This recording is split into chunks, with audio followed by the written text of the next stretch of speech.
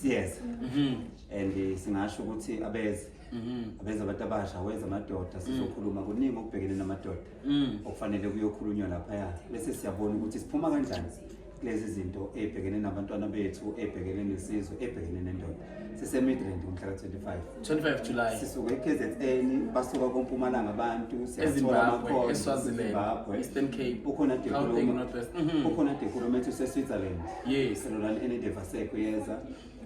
ukhona ekhuluma ethi use France uJerome Waigogris so besinayo yes bayeza abantu 25 July inyanga yamadoda yethu lenyanga ake siyokhuluma njengamadoda bafethu soke sokhala it's enough ngalento yokufa kwethu njengamadoda why sibizwa as tigers nathi singamadoda bafethu sine pain sine gas njengawo wonke umuntu uma singayisukumeli thina njengamadoda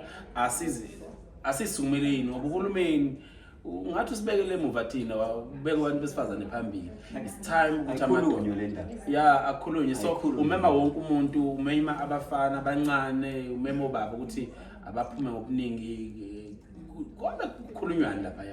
kuningi nanokuthi kuzobe kungagcini ngokukhuluma labo abazobe bezokhuluma kodwa yibona abazobe khona abazobe besho ukuthi yini ababhekene nayo bafisa ukuthi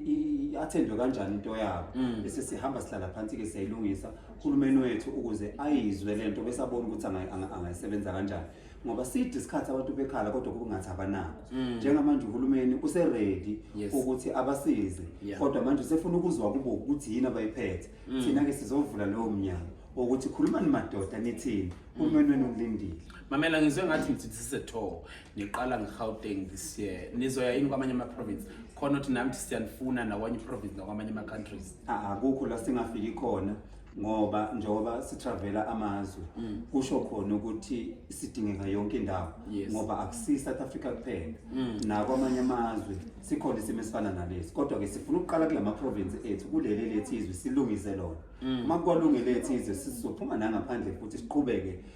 siyashaya njengaphandle sithi siphinde sibuye kodwa lesifuna ukuyilungisa kahle ekhaya. So this is a tour for you and we're inviting all people who wants to do an exhibition on that day to buy ama stores and as well ama sponsors siyacela bafethu baxhaseni ungazibulali ndoda on that day baxhaseni kusukela manje go to our social media uthi ke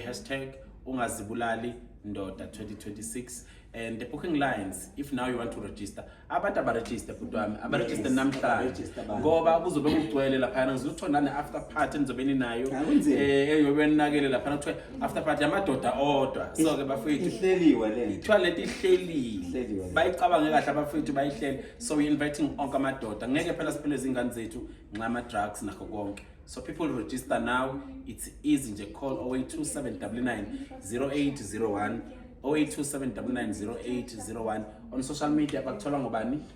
Ku TikTok uBuvu30 Buvu30 BHUV30 uVusi Dlamini noma ungathi Vusi Mavuku Facebook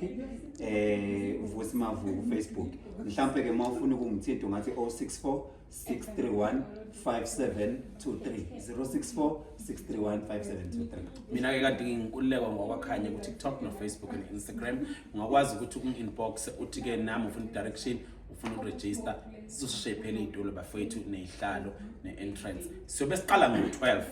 why kuyoze kuyosake kuleya conference silinda abantu ababuya even international 0827990801 #ungazibulali ndoda ungasali